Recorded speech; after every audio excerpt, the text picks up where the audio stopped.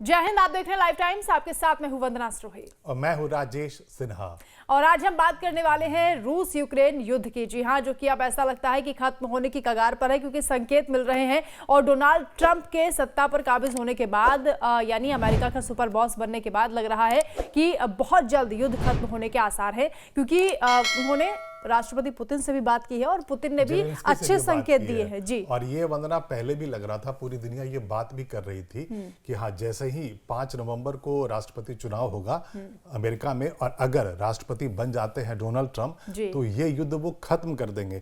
और ट्रंप ने तो ये भी कहा था कि मैं 24 घंटे में ही युद्ध खत्म कर दूंगा, और ऐसा ही अब दिख रहा है। अभी थोड़े ही दिन हुए हैं उन्हें राष्ट्रपति पद पे आने की, राष्ट्रपति पद अभी उन्हें मिला नहीं है।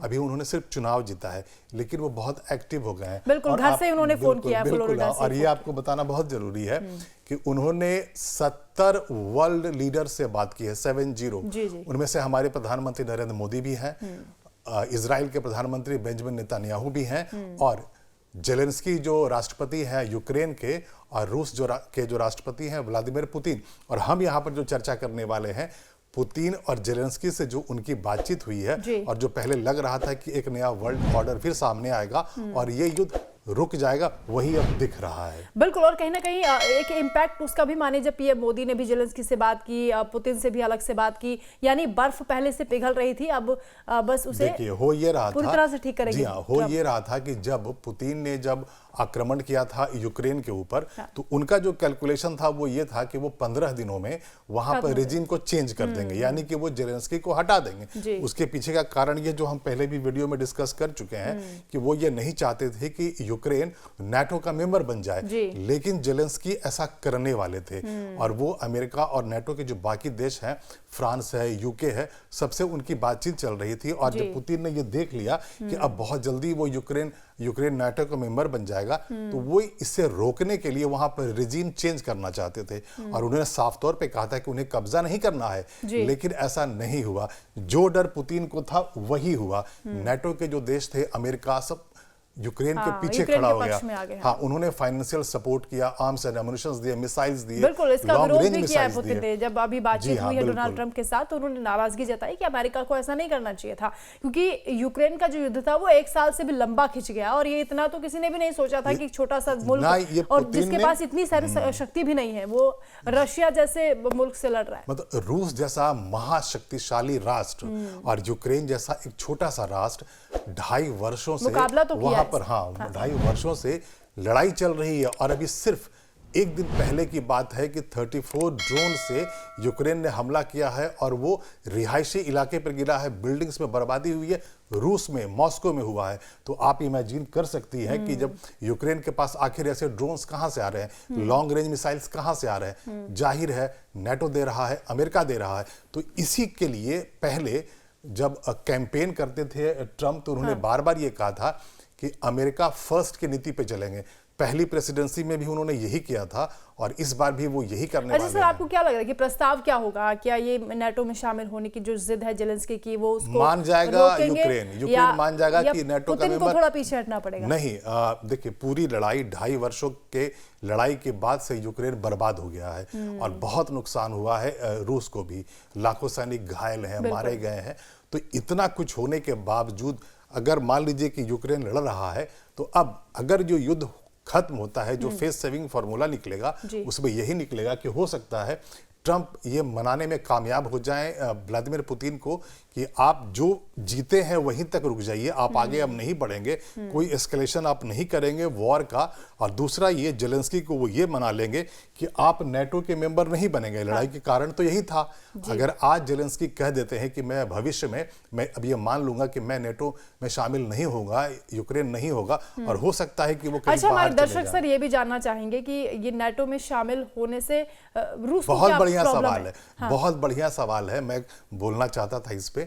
होता क्या है कि नाटो का जो चार्टर है, जो NATO North Atlantic Treaty Organisation है, उसमें जो भी देश होते हैं उनके ऊपर अगर हमला होता है, मान लीजिए कोई दूसरा देश हमला करता है, तो नाटो के जो देश है मिलकर सब लड़ाई मिलकर लड़ाई करते लड़ते हैं। हैं। और अमेरिका चूंकि लीड करता है पूरी दुनिया में, सबसे ज्यादा पैसे वाला देश है, सबसे ज्यादा मिलिट्री पावर उसके पास है, तो ऐसे में क्या होता है, हाँ, तो अब एक सीन क्रिएट कर लेते हैं। मान लेते हैं कि यूक्रेन नाटो का मेंबर बन चुका था, मान लेते हैं 2.5 वर्ष पहले, और ऐसे में अगर पुतिन हमला करते अगर यूक्रेन पे, तो लड़ाई कहाँ होती? नाटो और रूस के बीच में होती, यानी कि अमेरिका, फ्रांस, यूके और बाकी वेस्टर्न कंट्रीज, और साथ में यहाँ पे बीच दूसरी तरफ रूस। तो ये जो लड़ाई थी बहुत भारी पड़ती, और इसी बात का डर था रूस को। बार बार वो यही कह रहा था कि आपको मैं नाटो का मेंबर नहीं बनने दूंगा, नाटो को मैं अपने बॉर्डर्स पे नहीं आने दूंगा। दरार की वजह क्या है सर? मतलब वही जमीनों पर कब्जा? हाँ, तो बॉर्डर है, और वो आज से नहीं है। जब दोनों यूएसएसआर के जब मेंबर्स हुआ करते थे,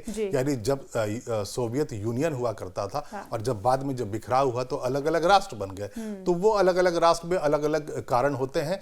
लेकिन हो ये रहा था कि जो यूक्रेन की सरकारें बार बार जो आती थी, वो वेस्टर्न कंट्रीज के इन्फ्लुएंस में आ जाती थी।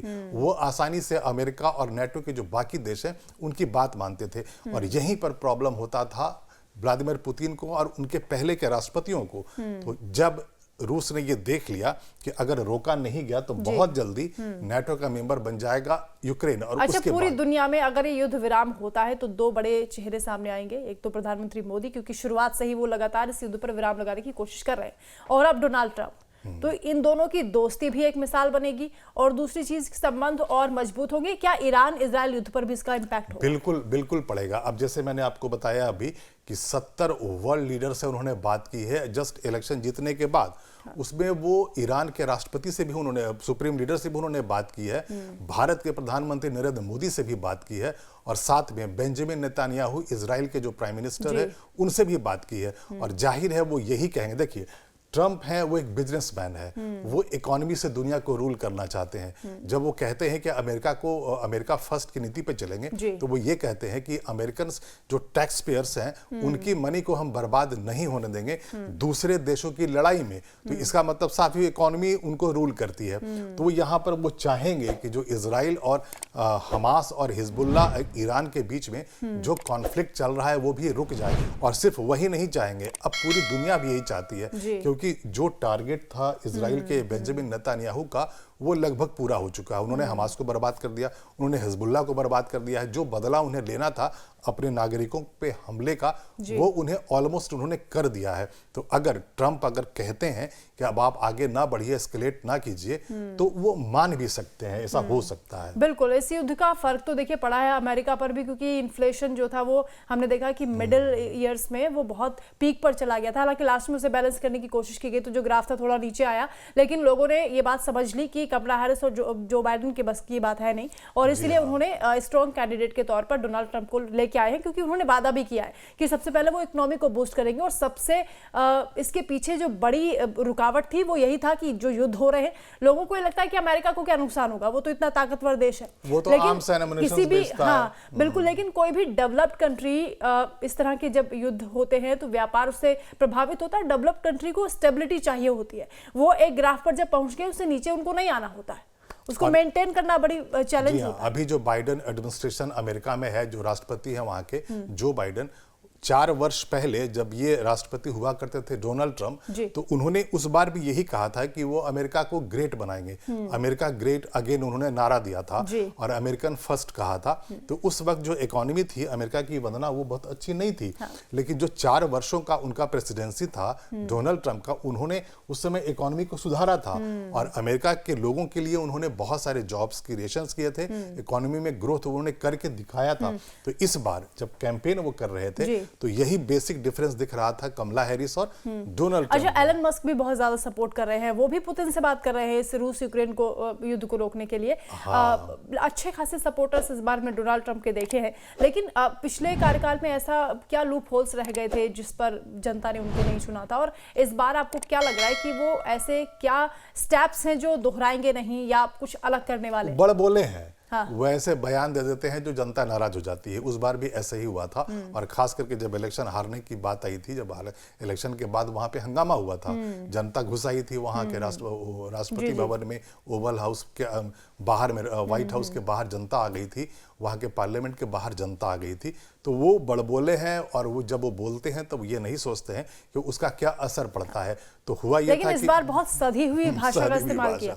जी हाँ, बहुत सदी हुई भाषा बोल रहे हैं और वही बोल रहे हैं जो उन्हें बोलना चाहिए। और यही वजह है कि जनता ने उन्हें चुन लिया, फिर से राष्ट्रपति बना लिया। अब आपने नाम लिया एलन मस्क का। एलन मस्क जो दुनिया के सबसे अमीर आदमी है, वो इनके खास दोस्त हैं। और आपको याद होगा कि जब इलेक्शन जीता था उन्होंने, तो जब वो आए थे मंच पे एड्रेस किया था लोगों को, तो उन्होंने ये कहा था एलन मस्क के बारे में, the new star is born, एक नया स्टार बना है। और यहाँ पर पूरी दुनिया को पता है, आपको भी पता है कि एलन मस्क के सपोर्ट के बाद ही वो इस बार फिर से चुनाव जीत पाए हैं। तो इसीलिए उन्होंने कहा था वो स्टार है। एलन मस्क ने तो बहुत पैसा खर्च किया है उनके चुनाव के लिए। उन्होंने ट्विटर खरीद लिया था। ट्विटर ने इनको हमेशा के लिए बैन कर दिया था।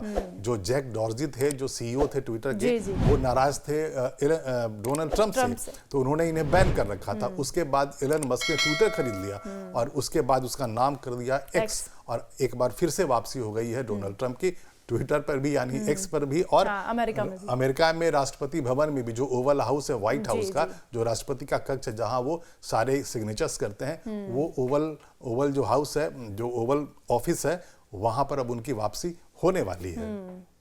यानी अब युद्ध विराम होगा तो पूरी दुनिया पर इसका क्या असर होगा सर, और क्या क्या नुकसान अभी तक हुए हैं, जो कि लंबा खिंच गया पूरा युद्ध, और ऐसा भी लग रहा था कि कहीं थर्ड वर्ल्ड वॉर ना हो जाए। देखिए, और भी देश थे इस क्रम में आ गए थे। हाँ, लग यही रहा था। दो अलग अलग जगहों पे वॉर चल रहा था। पहला रूस और यूक्रेन के बीच में युद्ध चल रहा था, और दूसरा जब 7 अक्टूबर 2023 को हमास ने हमला किया इजराइल के ऊपर, तो वहां पर वेस्ट एशिया में भी युद्ध चलने लगा, कॉन्फ्लिक्ट चलने लगा, और बीच में ईरान का भी इन्वॉल्वमेंट होने लगा। ईरान ने कई बार मिसाइलें दागी इजराइल के ऊपर, इजराइल ने कई बार मिसाइलें दागी ईरान के ऊपर। तो उस वक्त जो दुनिया भर के जो नेशनल अफेयर्स और सिक्योरिटी अफेयर्स के जो जानकार हैं, उनको यही डर लग रहा था कि ये जो छोटा सा कॉन्फ्लिक्ट हमास और इजराइल के बीच में शुरू हुआ है और उधर यूक्रेन युद्ध चल रहा है, कहीं ये बढ़ करके एक महायुद्ध का रूप न ले ले।